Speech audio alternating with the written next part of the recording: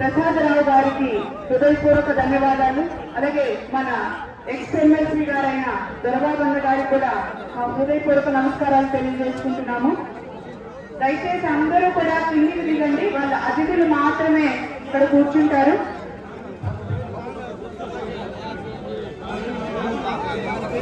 దయచేసి అందరూ కొంచెం స్టేజ్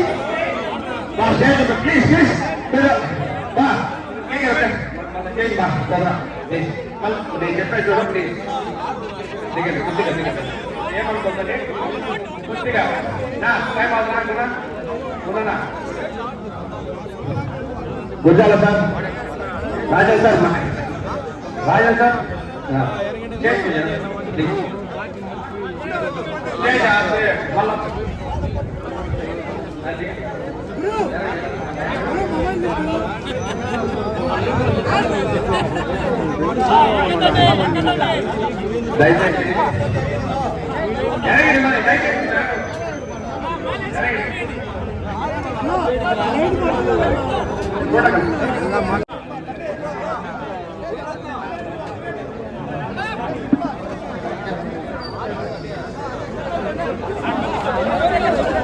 దయచేసి ఏమనుకోకుండా స్టార్ట్ చేయాలి మీటింగ్.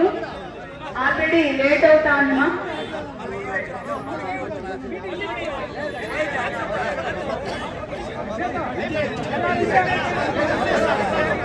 రాజన్ గారిని మాట్లాడవలసిందిగా కూడా కోరుకుంటున్నాము. దయచేసి అందరూ మా స్టేజ్ ముందర కొంచెం క్లియర్ చేయండి, వెనకాల వాళ్ళకి కనిపించట్లేదు ప్లీజ్.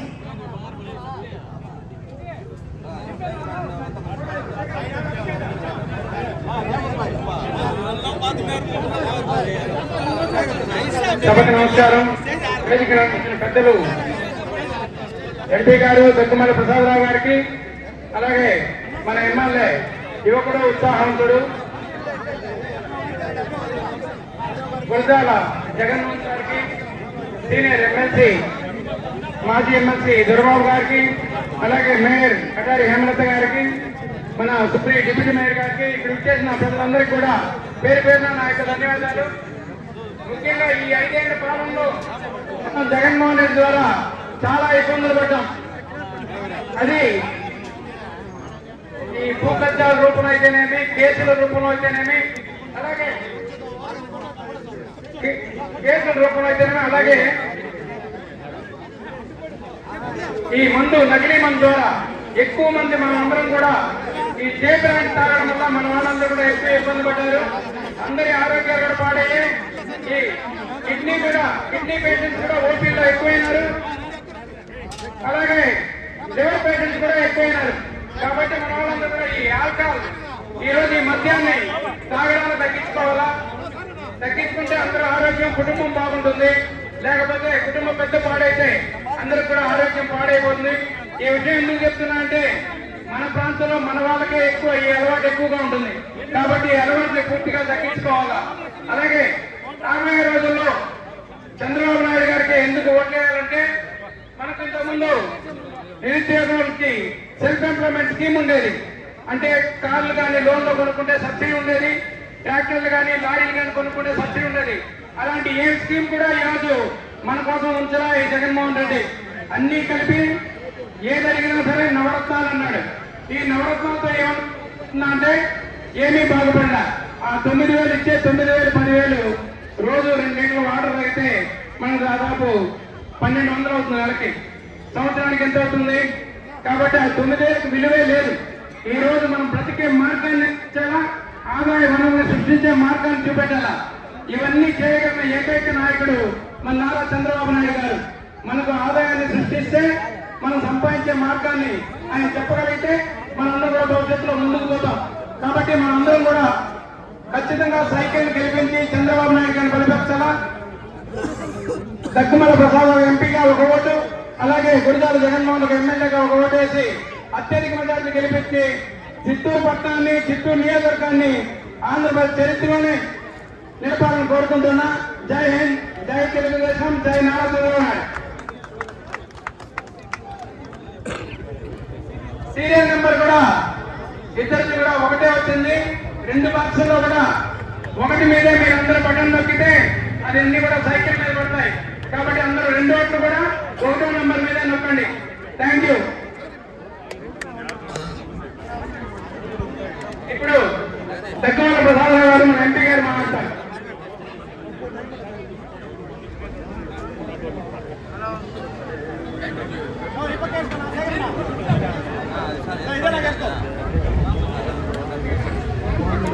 నమస్కారం. వేదిక మీద రాబోయే ఎమ్మెల్యే గురజాల గారు, డిస్ట్రిక్ట్ ప్రెసిడెంట్ రాజేంద్ర గారు, దొరబాబు గారు, హేమలత మేడం, శంషేర్ గారు, సుబ్రహ్మణ్యం గారు, వేదిక ముందున్న మీ అందరికి కూడా నమస్కారం. అలాగే జనసేన నాయకులు, తెలుగుదేశం నాయకులు, కార్యకర్తలు, బీజేపీ నాయకులు, కార్యకర్తలు వాళ్ళకు కూడా మరింత నమస్కారం చెప్తాను. అయితే ఇప్పుడు చూస్తుంటే చాలా మంది ఎక్కువ ఉమెన్ కనపడుతున్నారు, ఇక్కడ స్త్రీలే ఎక్కువ కనపడుతున్నారు మీటింగ్లో. తెలుగుదేశం పార్టీకి స్త్రీ సపోర్ట్ ఎక్కువ ఉందని మనకు కనపడతాము. అయితే మనం స్త్రీలు ఎక్కువ ఉన్నారు కాబట్టి స్త్రీల గురించి మాట్లాడుకుందాం. ఈ తెలుగుదేశం పార్టీ పుట్టినప్పటి నుంచి కూడా ఎన్టీఆర్ గారి దగ్గర నుంచి కూడా మన స్త్రీలకి ఎంత ప్రాముఖ్యత ఇస్తారో మీకు తెలుసు. దానిలో మొదటి ప్రాముఖ్యత, దేశంలో స్త్రీలకి అసమానతగా ఉంటా ఉంది కొంతకాలంగా. 100 సంవత్సరాలుగా కూడా అసమానత ఉంది. 100 సంవత్సరాలు వాళ్ళకి ఆస్తి హక్కు లేదు. 100 సంవత్సరాలుగా వాళ్ళకి చదువు సరిగ్గా చెప్పడం లేదు. 100 సంవత్సరాలు వాళ్ళకి ఆర్థిక అసమానత అక్కడ మిగిలిపోయింది.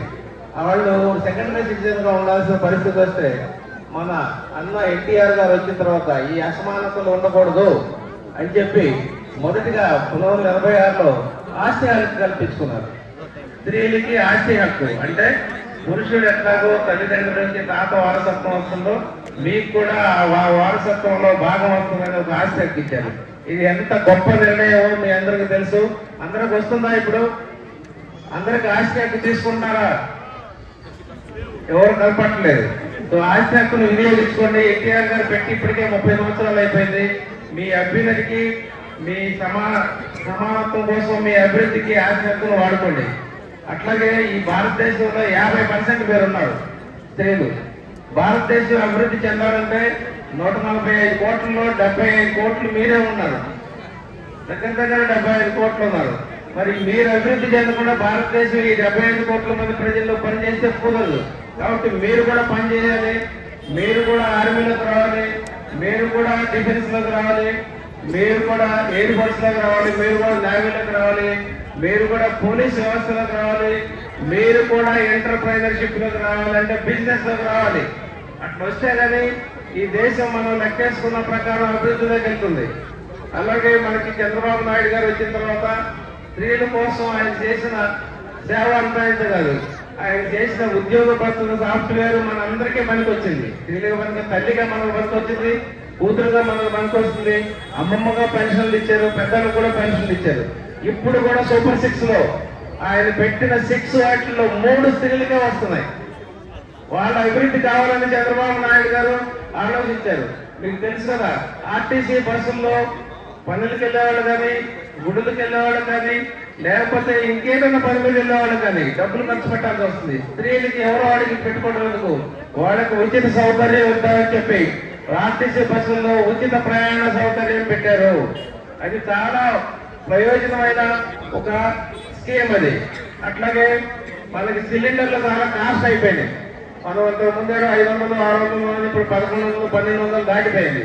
అట్లాంటిది సంవత్సరానికి 3 సిలిండర్లు పేదవాళ్ళకి ఇస్తే ఆ బటన్ తగ్గుతుందని 3 సిలిండర్లు మీకోసం ఆయన సూపర్ 6 లో పెట్టేశారు.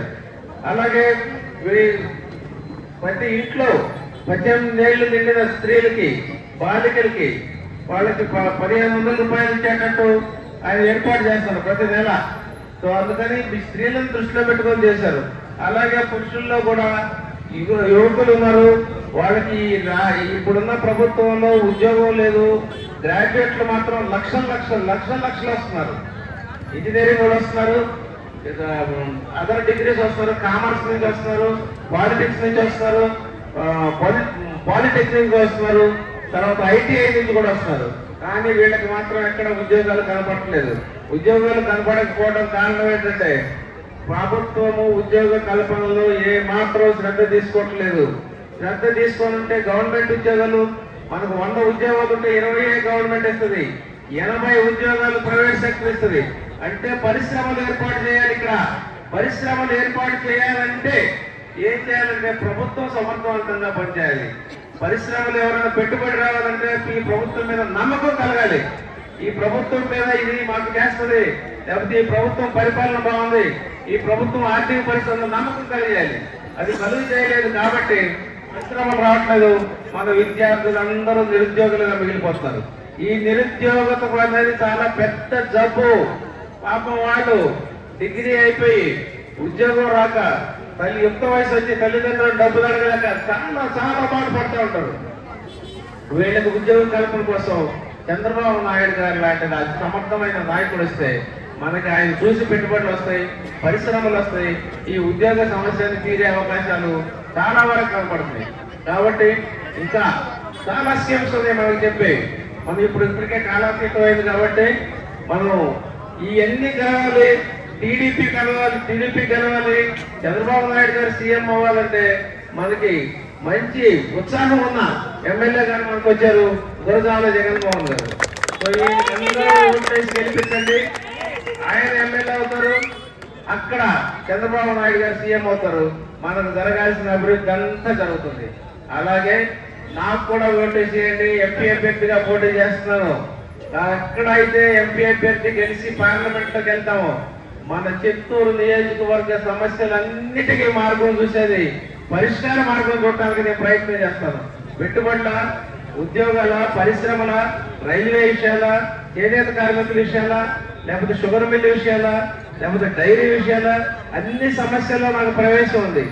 ఎవరికి ఏ సమస్య ఉన్నా పరిష్కారం చూపించడానికి చట్టసభల్లో మాట్లాడి వాటి గురించి విధి విధానాల్లో వీటిని కల్పించడం, వాటి నుంచి మనకు వచ్చే ఫండ్స్ అన్ని తీసుకొచ్చే బాధ్యత నేను తీసుకుంటాను. కాబట్టి నన్ను కూడా గెలిపించండి, మన నియోజకవర్గం బాగవుతుంది. నేను గెలిపిస్తే సీఎం చంద్రబాబు నాయుడు గారు సీఎం అవుతారు, రాష్ట్రం బాగుంటుంది. కాబట్టి మీరందరూ కూడా మరి ఒకసారి విజ్ఞప్తి చేస్తున్నాం, ఎన్నికలతో దగ్గరగా వచ్చినాయి. అందరూ కూడా తెలుగుదేశం పార్టీకి సైకిల్ గుర్తు పెట్టుకుని ఒక ఓటు ఎమ్మెల్యేకి, ఒక ఓటు ఎంపీ గారికి వేసి గెలిపించాల్సిందిగా అభ్యర్థిస్తున్నాను. ఈ అవకాశం ఇచ్చిన ఈ కమిటీ సభ్యులకి అందరికీ నా నమస్కారం. అలాగే జై తెలుగుదేశం, జై జనసేన, జై బీజేపీ. ఈ మూడు అలయన్స్ మనం ఎందుకు పెట్టుకున్నామో మీకు తెలుసు. చాలా మందికి కొంచెం డౌట్స్ ఉన్నాయి. బీజేపీతో అలయన్స్ వస్తే మైనారిటీస్ కి డౌట్స్ ఉన్నాయి, అలాగే జనసేనతో అలయన్స్ వస్తే ఇంకొకరికి ఏదో డౌట్స్ ఉన్నాయి. బీజేపీతో అలయన్స్ పెట్టుకున్న ఉద్దేశం వేరు. బీజేపీతో అలయన్స్ పెట్టుకుంటే కేంద్ర రాష్ట్ర సంబంధాలు బాగుండాలి. మనకి జగన్ అప్పులు చేసిన రాష్ట్రాన్ని ఇస్తున్నాడు. ఈ అప్పులు తీసుకోకుండా మనకు ఫండింగ్ లేకుండా అభివృద్ధి చేయలేరు చంద్రబాబు నాయుడు గారు. కాబట్టి కేంద్ర ప్రభుత్వం సహకారం మనకు ఉండాలి, ఆర్థిక పరమైన సహకారం ఉండాలి. అట్లాంటి ఉన్నతమైన ఉద్దేశం చేసుకుని ఆయన అందరితో అలయన్స్ పెట్టుకున్నాడు. ఈ అలయన్స్ ని ఖచ్చితంగా రైట్ గా అర్థం చేసుకోండి, ఇది తప్పు కాదు. చిన్న ప్రాబ్లమ్స్ ఉన్నాయని వాళ్ళు ఏదో చెప్తున్నారు, వాటిని మాత్రం పట్టించుకోవద్దు, దేన్ని పట్టించుకోవద్దు. ఇంకొక చిన్న విషయం చెప్పి ముగిస్తాను మీకు. కేంద్ర ప్రభుత్వంలో ఆత్మనిర్భర్ అనే ఒక స్కీమ్ వచ్చింది. ఆత్మనిర్భర్ అంటే స్వయం పట్టితో పరిశ్రమలు పెట్టుకోవటం, సెల్ఫ్ రిలయన్స్ అని అంటారు. ఆ స్కీమ్ లో డిఫెన్స్ ఇండస్ట్రీ, రెన్యూబుల్ ఎనర్జీ, వ్యవసాయం, మ్యానుఫ్యాక్చరింగ్ ఇండస్ట్రీ అన్నిటిని కూడా సబ్సిడీ ఇస్తాడు. అట్లాంటి స్కీమ్స్ ని మనం కూడా అందిపుచ్చుకున్నాం ఈ రాష్ట్రానికనే ఉన్నతమైన ఉద్దేశంతో చంద్రబాబు నాయుడు గారు ఈ అలయన్స్ వచ్చారు. దీనికి ఆర్థిక పరమైన కోణం కూడా ఉంది. అర్థం చేసుకుంటే దీనికి ఏ విధమైన నష్టం ఉండదు, మైనారిటీస్ కూడా నష్టం ఉండదు. ఎప్పుడు కూడా తెలుగుదేశం ప్రభుత్వం మైనారిటీస్ అండగా నిలబడింది కానీ ఎప్పుడూ తప్పు చేయలేదు. ఎప్పుడు రిజర్వేషన్ కల్పించడానికి ముందుంది, రంజాన్ తోఫాలు ఇవ్వడంలో ముందుంది. వాళ్ళని మనలో మన బ్రదర్స్, మన సిస్టర్స్ అని ట్రీట్ చేయటంలో తెలుగుదేశం ప్రభుత్వం ఎప్పుడు ముందుంది. దాన్ని గుర్తుపెట్టుకుని ఈ అలయన్స్ ని గౌరవించండి. ఈ అలయన్స్ తో ముందుకెళ్ళిపోదాం. ఇక్కడ నేను జనసేన వాడికి కూడా ఒక విషయం చెప్తాను. మీ అందరికి తెలుసు, పవన్ కళ్యాణ్ గారు గెలిచి ఈ ప్రభుత్వంలో తీసుకుపోయే రోల్ మీ అందరికి తెలుసు. ఆ రోల్ తో ఆయనకి అభివృద్ధి తప్పితే ఏం కనపడదు. నేను ఇప్పుడు 2 సార్లు కలిశాను. ఏమీ కనపడదు అసలు. అభివృద్ధి అభివృద్ధి ప్రజల సమస్య అంటారు. అట్లాంటి వ్యక్తి కూడా చంద్రబాబు నాయుడు గారికి తోడైతే బ్రహ్మాండమైన పరిపాలన రాబోతుంది. కాబట్టి మరి ఒకసారి మీ అందరికీ విజ్ఞప్తి చేస్తున్నాను, తెలుగుదేశం పార్టీకి సైకిల్ గుర్తుకి 2 ఓట్లు వేసి గెలిపించండి. మీరే కాకుండా మీ బంధువులు, చుట్టుపక్కల ఉన్న దూరం ఫ్రెండ్స్, విద్యార్థులు, యువత, స్త్రీలు, పురుషులు, పెద్దవాళ్ళు మొత్తం కూడా ఈ ప్రభుత్వం తీసుకొచ్చే ప్రయత్నం చేయండి. Thank you very much.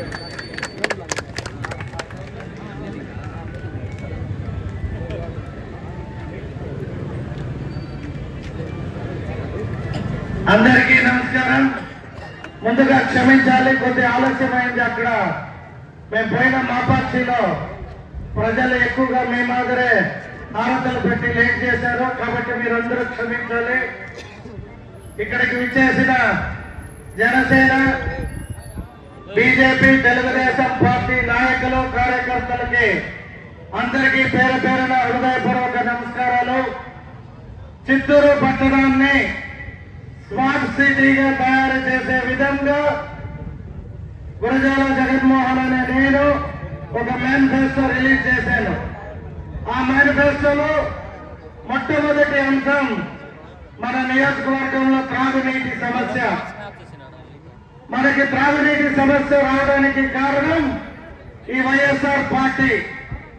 2014 నుండి 19 దాకా అడవిపల్లి రిజర్వాయర్ నుండి చిత్తూరు నియోజకవర్గానికి పైప్ లైన్ వేసుకొని వచ్చింది ఆనాటి తెలుగుదేశం ప్రభుత్వం. గత 5 సంవత్సరాలుగా ఎటువంటి పైప్ లైన్ పని, రిజర్వాయర్ పని పూర్తి చేయని ప్రభుత్వం ఈ సంవత్సరం ఎక్కడికి వెళ్ళినా నీటి సమస్య పట్ల ప్రజలు మనంతా కొండబెట్ట చుట్టుపక్కల 26, 27, 28 డివిజన్ల పర్యటించినప్పుడు డోర్ టు డోర్ ప్రతి మహిళ నాకు నీళ్లు ప్రాబ్లం, మాకు నీటి సమస్య ఎక్కువగా ఉంది, మాకు ఏది ఇవ్వకపోయినా పర్వాలే, మాకు నీళ్లు ఇస్తే చాలు అనే విధంగా మహిళలు ఇబ్బంది పడుతున్నారు. కాబట్టి మా ప్రభుత్వం 2024 నారా చంద్రబాబు నాయుడు గారు ముఖ్యమంత్రి ఆయన తక్షణం అడవిపల్లి రిజర్వాయర్ నుండి నీళ్లు తీసుకొని వచ్చి చిత్తూరు ఎన్టీఆర్ సూచన సావంతి పథకం కింద ప్రతి ఇంటికి త్రాగునీరిచ్చే కార్యక్రమం చేపడతాం. అలాగే రోడ్లు, అలాగే డ్రైన్స్, ఎక్కడ చూడే మరి కాలువల్లో కనీసం క్లీన్ చేయని ఈ మున్సిపాలిటీ, ఈ కార్పొరేటర్లు ఎవరైతే 2014 నుండి 19 వరకు గెలిచారో వాళ్ళంతా ఏమి అభివృద్ధి చేస్తారో ప్రజలు మీ అందరికీ తెలుసు. 2022, 23లో, 21, 22లో ఎవరైతే యూనివర్స్ గా గెలిచారో వారు ప్రజల మద్దతు కోరిన ప్రజలు ఓటు అడగలే. కాబట్టి ప్రజలు మాకు ఓటేలా మేము ప్రజల దగ్గరికి పోయి పని చేయము అనే విధంగా వైఎస్ఆర్ కార్పొరేటర్లు, వైఎస్ఆర్ నాయకులు ఈ విధమైన డెవలప్మెంట్ చేయలేదు చిత్తూరు పట్టణానికి. కాబట్టి మా ప్రభుత్వం వచ్చిన తక్షణం చిత్తూరు మున్సిపాలిటీలో ఈ నగరానికి కావాల్సిన స్మార్ట్ సిటీ అంటే అందమైన నగరానికి ఏమేమి కావాలి, ముందుగా పార్కులు, త్రాగునీరు, లైట్లు, అండర్ గ్రౌండ్ డ్రైన్ సిస్టమ్, ముఖ్యంగా రోడ్లు బాగుంటే అందరికీ అనుకూలత ఉంటుంది. 50 డివిజన్లు అయింది కాబట్టి ఒక 10-15 డివిజన్లు తప్పితే 35 డివిజన్లలో న్యాయంగా రోడ్ లేదు, లైట్లు లేదు, మురికి కాలువలు క్లీనింగ్ లేదు. మరీ ముఖ్యంగా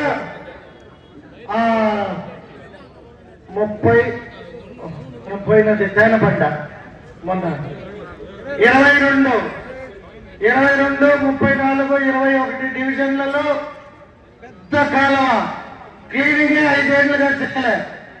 కాబట్టి మొన్న వచ్చిన వరదలకి అక్కడ నివసించే ప్రజలు చాలా ఇబ్బంది పడ్డారు.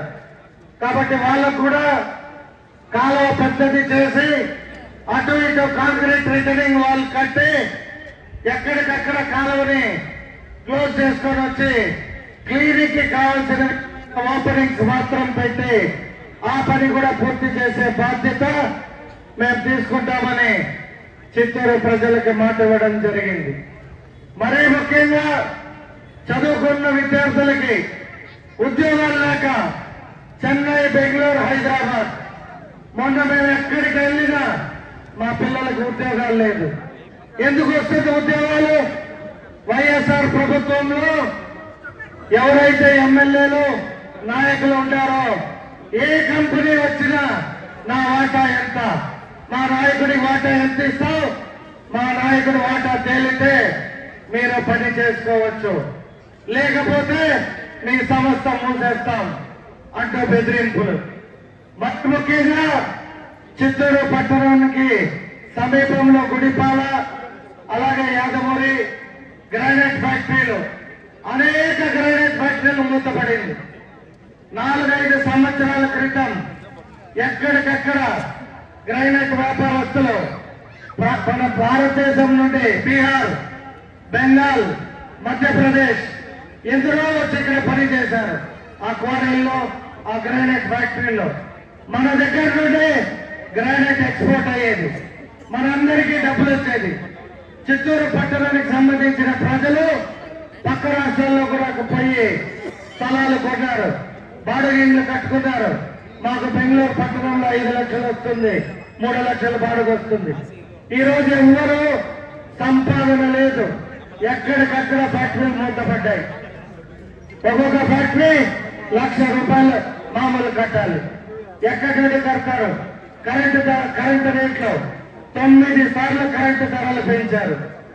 అలాగే సరుకులు మీరు చూస్తే 2014 నుండి 19 దాకా ఉప్పు, పప్పు, నూనె, చింతపండు ఏవైనా కావచ్చు, ఇంటికి సంబంధించిన వంట సామాగ్రికి రేట్లు ఆ రోజు ఈ రోజు పరిశీలిస్తే 40% పెరిగింది.